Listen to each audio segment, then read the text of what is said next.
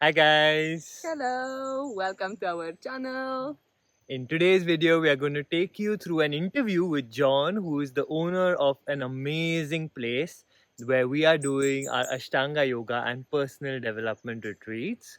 This place is a paradise. Behind us, you can see the food gardens. They have these awesome permaculture food gardens where we get the food for our retreat. You can also see back here there's a small shed in the background, and that's the chickens where we're getting all our organic eggs, free range eggs from. All the fruits and veggies which you can again see in the background if Russell will turn around. So the beautiful Balinese ladies are coming here every morning to harvest different fruits and veggies, and then they are landing straight in our plate, completely fresh, completely organic, all natural. What we really love about this place is how deeply it cares about the nature around us. So all the energy is actually produced in the waterfall, a private waterfall which is here on the land. So it's coming from the hydropower. All the food, as you already know, comes straight from the garden.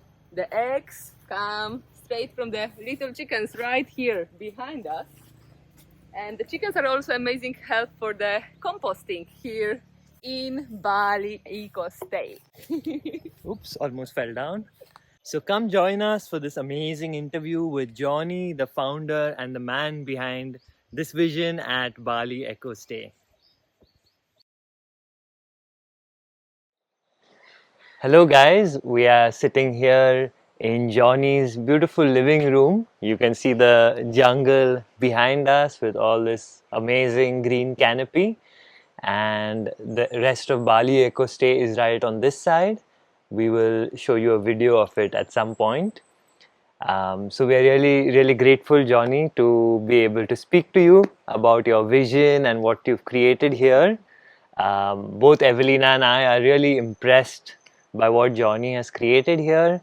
The beauty of this space, it's permaculture eco resort with a lot of the values that we also hold dear, and we can really see that it's taken many years of hard work and effort, and so there's a lot of insights and wisdom that I'm sure Johnny has to share with us today about how we can build a space like this, maybe how we can integrate this more into community style living. And I think really this is the future of how humans maybe would be most fulfilled living in spaces like this. So Johnny, maybe if you could introduce yourself a little bit, tell a few words about where are you from and how it all began for you, all this Balinese permaculture journey. Yeah, well, welcome you two. We love having you staying here, and very excited about the up and coming retreats. All the staff really love you, and not that I've had much to do with you so far, but it's been a joy. I come from Tasmania originally, and where Bill Mollison comes from, who's the founder of Permaculture. And I know Bill, and I've done a few courses with Bill. But my wife's really the permaculturist, and she's the one that's had the vision for this place. Really, I've been involved in hospitality for years, so I do the hospitality side of things, and she runs the permaculture gardens, and she designed the buildings and the lay of the land, and yeah, we've been here for 14 years now. And it all started. I went to a meditation weekend, and because I was having trouble meditating, and on the last day I had this vision to take the family on a trip around Australia to quit work. I was looking after restaurants back in Australia, and I had this vision to take the family on a trip around Australia. So I quit work. Off we went, and halfway through the trip, we camped next to this family who were doing a visa run from Bali in Kakadu National Park, which is close to Bali. And we just got on really well. And as we were leaving, they said, well, if you still don't know what you want to do when you finish your trip, come and visit us and we'll show you. So 6 months later, we finished our trip and jumped on a plane. And because we still didn't have a clue what we wanted to do, jumped on a plane, and here we are. The whole thing's been incredibly serendipitous. We stayed with them. we got chatting to their chef, and she said, well, we've got some land you might be interested in, because we loved the whole concept.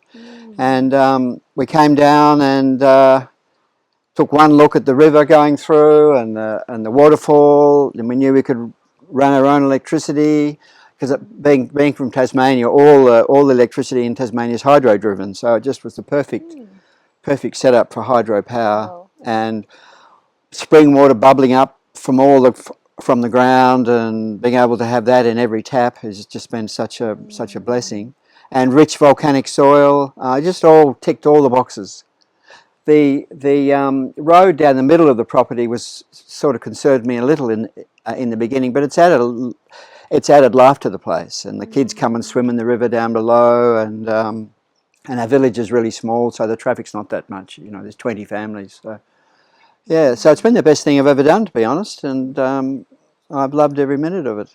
Yeah, and working with the Balinese is they're just such warm-hearted, generous of spirit, and spiritual people, which is something that that you sort of miss in the West. Yeah. And how old were you when you came here first? 55. Okay. Yeah. Yeah. And it was how many years ago? 15 years ago. 15 Yeah. years. Yeah. Okay. Yeah. So I thought it's longer, the place. No, 15. No, we've been here 15 years. Okay. Yeah, and we spent 1 year building. So yeah. Yeah. Yeah, because we met some of the staff, Kadek and Katut, and they Yeah. told us that they both work with you since 14 years Yes. already. Yeah. So that we were like, wow, it's so Oh, yeah. amazing how they stay from the very beginning. Yeah. Well, and- the Balinese are incredibly loyal people there. Yeah. And that's something that's been such a blessing as well. Yeah. But this is so beautiful because when we just come into this place, actually, when we came here first time a year ago, that was, of course, all the beauty of the nature, all the values of the place itself, which you brought here with your vision. But next to it, the just energy of people, just the way how everyone interact with each other, we just felt so much welcomed into the place by everything around. Yeah. And we really loved how all people who work here are like really full of joy, always smiling, always wishing to help, to support, just with so much kindness. So we would like to ask you about that. How are you living in such a harmony? How you are bringing so much harmony between, I don't know, it just happens naturally, I guess, but we can see it so Yeah. much Look, from people. I've worked in hospitality for years, and I've worked not as the boss, but working for other people. So I know how I would like to be treated. And some of the jobs I've had haven't been that great. But the jobs that I really enjoyed were with bosses who treated me like a human being, and who valued me. So I think that's. But the Balinese are just very, very accepting people. They're maybe too accepting. When you look at the development down south, you think, oh wow, you've got to put the brakes on a little bit. But yeah, I mean, they're very loyal, dedicated people, and I really enjoy working with them, and it's just a two-way street. Yeah, they're really lovely people, and the landowner and his family, we've always gotten on incredibly well, and we both teach each other with respect, and he's actually selected most of the staff because. And that's worked really well because they feel as though they have to do the right thing by him. So that's worked really well, and people have stayed, and and we've had a few staff members that haven't worked out, but I haven't had to say anything. The staff have made them feel, because they're either on their phone too much or hiding in the bushes when they're supposed to be working. They get a hard time from the other staff and they leave. So that's happened twice in 15 years. So but so they seem to work things out themselves. So and yeah, it's just flowed really, really well. We've been very lucky. Yeah. And did you have any fears or concerns when you first came here? Like any fears about, I don't know, about starting this project or how it would pan out? What was going through your mind when you first came here? Well, I knew that I couldn't that I couldn't work in busy restaurants for much longer, you know, because I was, you know, getting on in my mid-50s, late 50s, and I had a few health issues. So it was a big jump, but I knew I had to do something. And you know, I meditated on it many times, and it just felt really right. And I mean, there's always people would say, "Oh, you're going to Indonesia? It's so corrupt over there, and you really, you know, want to invest all your money in Indonesia?" And it was just a leap of faith, really. It just felt right, especially being in Bali. And I mean, as long as you're patient, things just work out, you know. You do the right thing, you do the offerings, you look after the school, you look after, you know, we sort of collect all the rubbish from the surrounding villages, just things like that. We teach music and dance at the school and English, and we, you know, support the banjar, the local banjar, help with the road repairs and things like that. So as long as you're contributing and doing the right things, and you know, we're living in someone else's country, so you've got to have respect.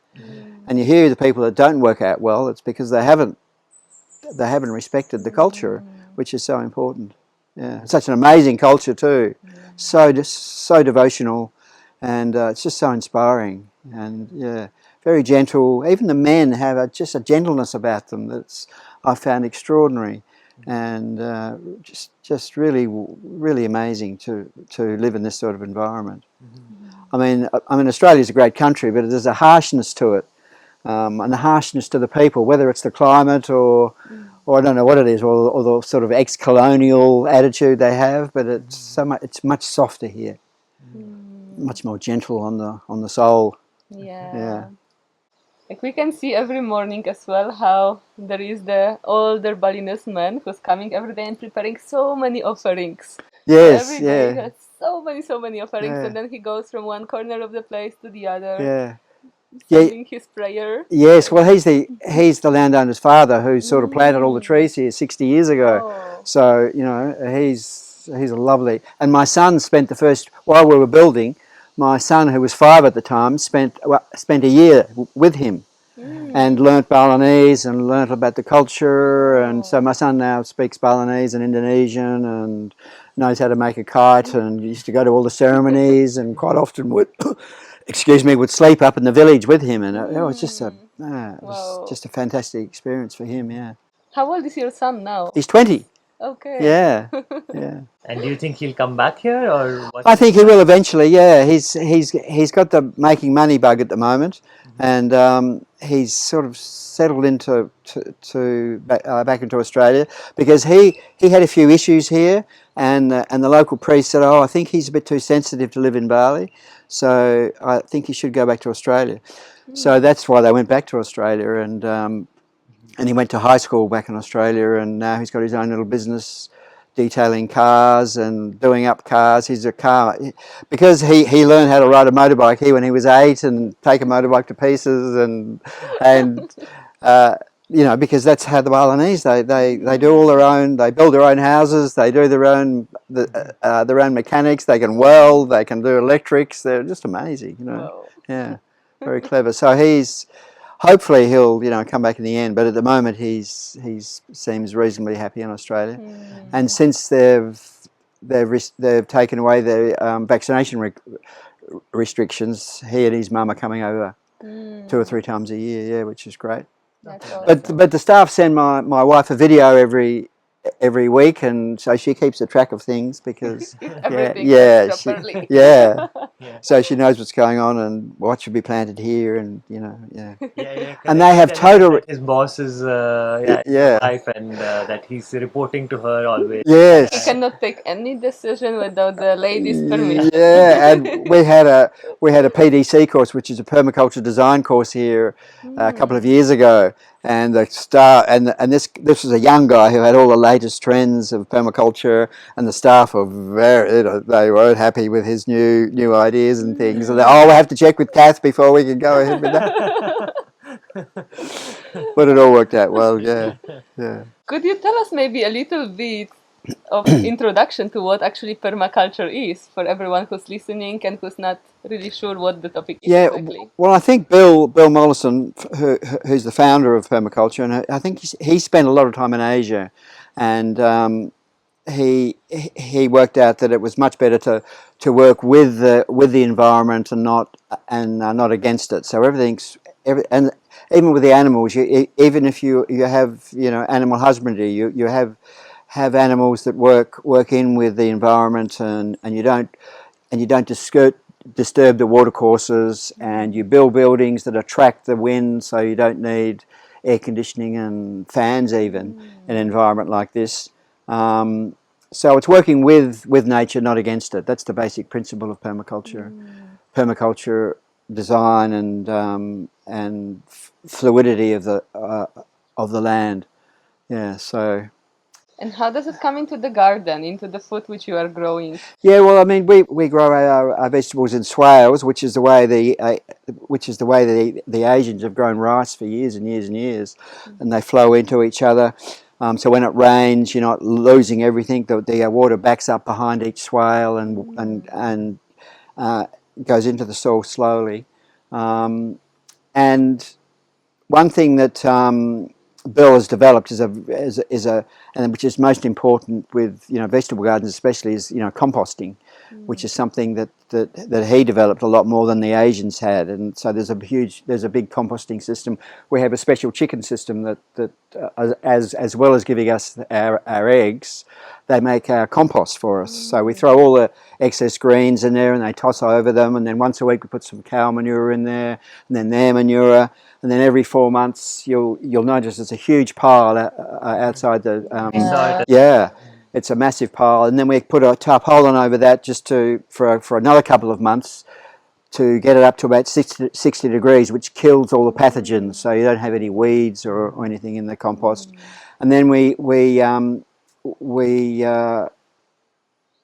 all the seeds we grow in this compost, so so the seeds get a really good start till they get about this height, and then we plant them in. Because if we put the seeds straight in the ground, all the ants would take the seeds away. So we have to propagate first. They need a nursery. Yeah. So that's why we have the nursery, and yeah. So it's worked really well. But composting is a really important part of permaculture. Yeah. So can you tell us a little bit about your vision for Bali Eco Stay when you began, and how it has changed 15 years later today? Well, I guess we were going to build, for instance, we were going to build 8 bungalows, but we ended up thinking, oh no, we really want them to be, each bungalow to be private, so we reduced the number. Maybe in the future, during COVID, I've leased both sides of the property just to protect us from overdevelopment. Not that there's much really happening, but during COVID there was a lot of sort of activity, people wanting to get away from big cities like Surabaya and Jakarta. So maybe we'll build some more later on. But it's just been improving the soil, and we're about to improve our hydro system because we can get some batteries now that can be recycled. Up till now, we've had enough to run everything but our refrigeration off the hydro. But now with the new battery system that can be recycled, we should be pretty much off the grid. So that's an exciting new development. And yeah, we've just been improving, and it's having all the buildings being wood. It's constant maintenance. So even though we've got 25 permanent staff, it's a constant battle to keep everything in check and make sure the Wi-Fi is working for all the guests, and because the trees grow up so quickly, and the ants get in everywhere. So, and of course, being an eco business, we can't use any poisons. Most of the bungalows have little water moats around them, so the ants can't cross them. But of course, they get in occasionally. If there's a leaf that falls over the moat or a twig, that little horror. Yeah, but I mean, ants are just doing what ants do. It's not. Yeah, it's just a bit uncomfortable when they get in the bed with you. That's it. But there are ways around that. You just you make sure after you have a massage you have a shower or just to get the oil off you, because they love coconut oil. And I see how you're finding the solutions for all these things. Yeah. We have the glass jar in each room. Yes, where we can put all kind of food. Yeah, because the mice come up, especially after harvesting the rice. They're looking for food, so they're and if you have you have to protect everything. Yeah. Even your cosmetics, they'll, you know, if they're really hungry, they'll They chew like it. my natural deodorant Yeah, very yeah. much. Yeah, they're ravenous sometimes, and unfortunately, you know, nesting time, they love mosquito nets, so they'll chew big holes in the mosquito nets, and so it's a, you know, it's a battle to keep everything up, but it's, you know, but it's well worth it. Yeah. And how about the buildings which you made? All the 8 bungalows, each of them is so unique and so Yeah, immersed in yeah, nature and built out of wood. yeah. They're all built out of mostly local wood. We did make a big mistake in the beginning. We built out of coconut wood from the property, Mm. which the Balinese were too polite to say, "Oh, I don't think that's a good idea," because one, it's the insects like the termites know the wood and prefer to eat it, and two, you know, this is one of the wettest areas of Bali, so coconut woods doesn't go so well in the wet. So we've had to pretty much rebuild everything since, you know, in the last 15 years, because the termites got in, or the damp managed to get into the so we've now used a wood called Bankara, which comes from Kalimantan. It's plantation timber, certified, so that's been a big learning curve.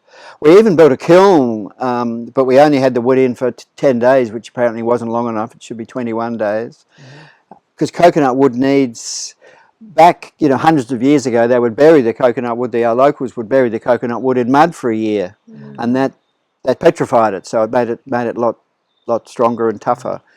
But it's beautiful wood. It works really well down on the coast, but not so well up here. Yeah.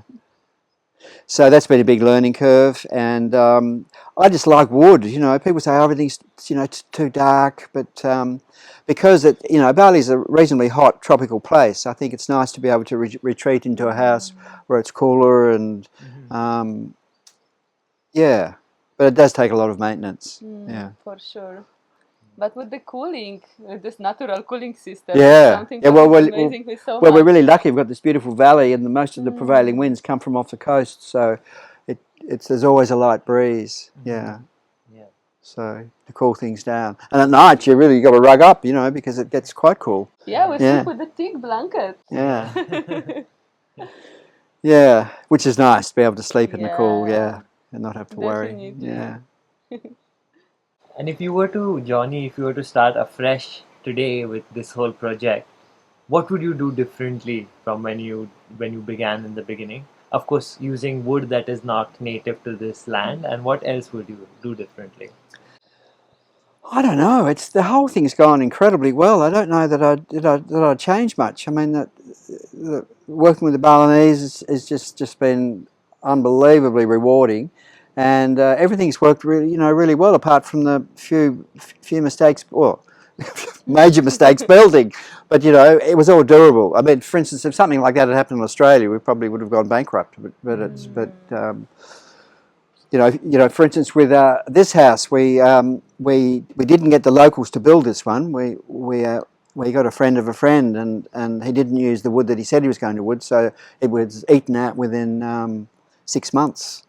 So the locals came in, jacked everything up, took away the bad wood, and then poured concrete and steel. So it looks like wood, but it's done with a thing called cement Warner on the outside, which makes it look very natural, but it's just cement and steel, and that's really fixed the termites. But they did that in 6 months, and they didn't say we told you so, because they didn't really like the guy that we got to build this our house, and we thought they were just saying it because they were angry that we didn't use them to build our house, but they were right.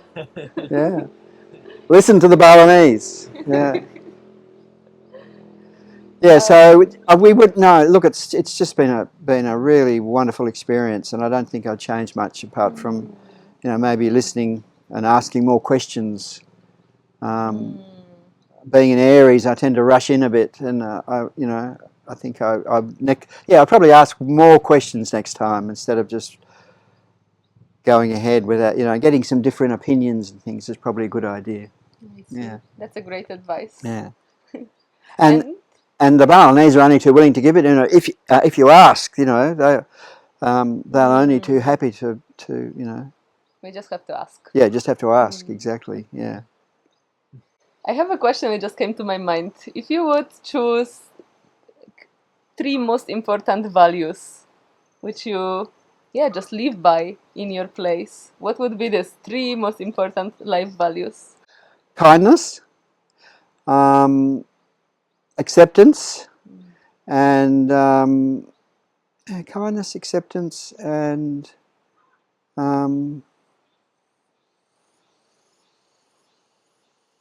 yeah, kindness, acceptance, and willingness to learn. Yeah, Thank you. That's beautiful. yeah. Thank you two for being here. It's been an absolute delight.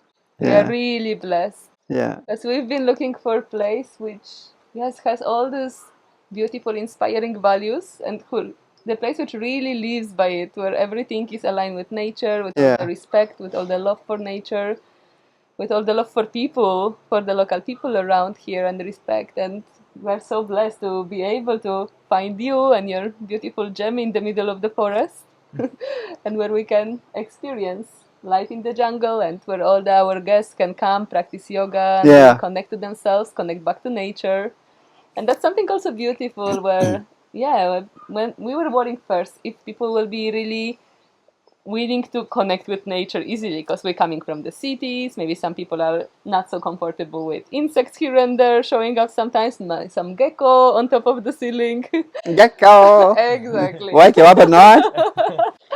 But the beautiful thing is how everyone is just so happy with the place, and it also empowers us so much. Yeah, So the yeah, girls who are coming from big cities and they are staying here now for a week, they are all so happy to reconnect back to nature, and they feel so strong and confident on living in their own little private bungalow in the middle of forest, going in the morning for a swim to the waterfall, and just slowing down.